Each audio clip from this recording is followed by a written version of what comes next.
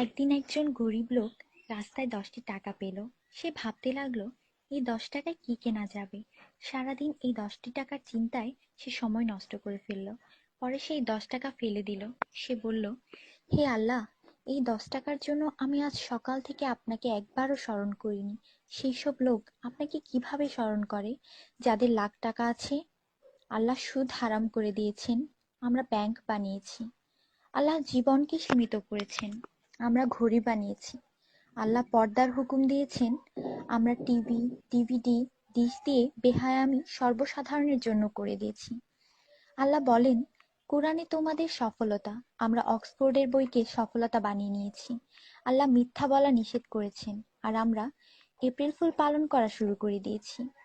আল্লাহ বৃদ্ধ বয়সে মা বাবার সেবা করতে বলেছেন, আমরা বৃদ্ধাশ্রম বানিয়ে ফেলেছি। আজ মুসলমান এই জন্য দুশ্চিন্তায় যে যাকে খুশি করার তাকেই তো রাগিয়ে ফেলেছি। দয়া করে সবাইকে ফরওয়ার্ড করুন, কারণ নেকির দাওয়াত দেওয়ায় নেকিকারীর সমান সওয়াব পাওয়া যায়। একটু ভাবুন, আজান যখন হয় তখন টিভির ভলিউম কমানো হয়, কিন্তু নজর টিভিতেই থাকে। আর মনে মনে বলি, আজান যাতে তাড়াতাড়ি শেষ হয়। এতেই কি আজানের মর্ম? আপনি নিজে আপনার মনকে প্রশ্ন করুন। আজানের জবাব দেওয়ার চেষ্টা করুন, যাতে মৃত্যুর পর কালিমা তাইয়্যিবা আমাদের নসিব হয়। অনুরোধ, এই মেসেজটি সবার কাছে পৌঁছে দিন। বন্ধুরা, আমাদের দাওয়াতে যদি কেউ না আসে, আমরা রাগান্বিত হই। আল্লাহর পক্ষ থেকে আমাদের জন্য প্রতিদিন 5 বার দাওয়াত আসে, আর আমরা নামাজ পড়ি না। তাতে কি আল্লাহ আমাদের উপর রাগান্বিত হন না? এটি শুধু মেসেজ না, বাস্তবতা। দয়া করে নামাজ আদায় করুন এবং অন্যকেও উৎসাহিত করুন। যিনি এই মেসেজ পড়েন তাদের উপর আল্লাহ আরো রহমত দিন, এবং যিনি এই মেসেজ ফরওয়ার্ড করেন তার ভালো ইচ্ছা আল্লাহ পূরণ করুন এবং হিদায়াত করুন।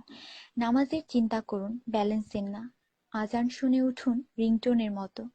কুরআন মনোযোগ দিয়ে পড়ুন, এসএমএস পড়বার মতো। জীবন সবসময় থাকবে না নেটওয়ার্কের মতো।